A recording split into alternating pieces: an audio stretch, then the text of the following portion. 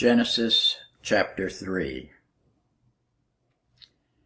Now the serpent was more subtle than any beast of the field which the Lord God had made. And he said unto the woman, Yea, hath God said, Ye shall not eat of every tree of the garden? And the woman said unto the serpent, We may eat of the fruit of the trees of the garden. But of the fruit of the tree which is in the midst of the garden, God hath said, Ye shall not eat of it, neither shall ye touch it, lest ye die. And the serpent said unto the woman, Ye shall not surely die. For God doth know that in the day ye eat thereof, then your eyes shall be opened, and ye shall be as gods, knowing good and evil. And when the woman saw that the tree was good for food, and that it was pleasant to the eyes, and a tree to be desired to make one wise, she took of the fruit thereof, and did eat, and gave also unto her husband with her, and he did eat. And the eyes of them both were opened, and they knew that they were naked. And they sewed fig leaves together, and made themselves aprons. And they heard the voice of the Lord God walking in the garden in the cool of the day.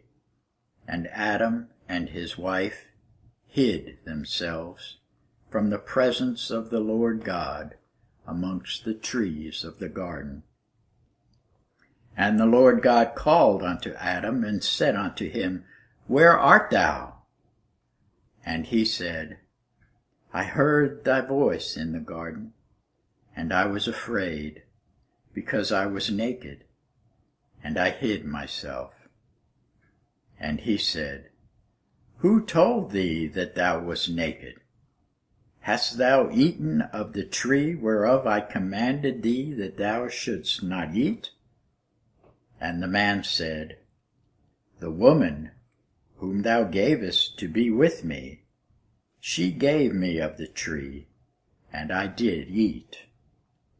And the Lord God said unto the woman, What is this that thou hast done? And the woman said, The serpent beguiled me, and I did eat. And the Lord God said unto the serpent, Because thou hast done this, thou art cursed above all cattle, and above every beast of the field. Upon thy belly shalt thou go, and dust shalt thou eat all the days of thy life. And I will put enmity between thee and the woman, and between thy seed and her seed. It shall bruise thy head, and thou shalt bruise his heel. Unto the woman he said, I will greatly multiply thy sorrow and thy conception. In sorrow thou shalt bring forth children, and thy desire shall be to thy husband, and he shall rule over thee. And unto Adam he said, Because thou hast hearkened unto the voice of thy wife, and hast eaten of the tree of which I commanded thee, saying, Thou shalt not eat of it, cursed is the ground for thy sake. In sorrow shalt thou eat of it all the days of thy life. Thorns also and thistles shall it bring forth to thee, and thou shalt eat the herb of the field. In the sweat of thy face shalt thou eat bread, till thou return unto the ground. For out of it wast thou taken, for dust thou art, and unto dust shalt thou return. And Adam called his wife's name Eve, because she was the mother of all living. Unto Adam also and to his wife did the Lord God make coats of skins, and clothe them.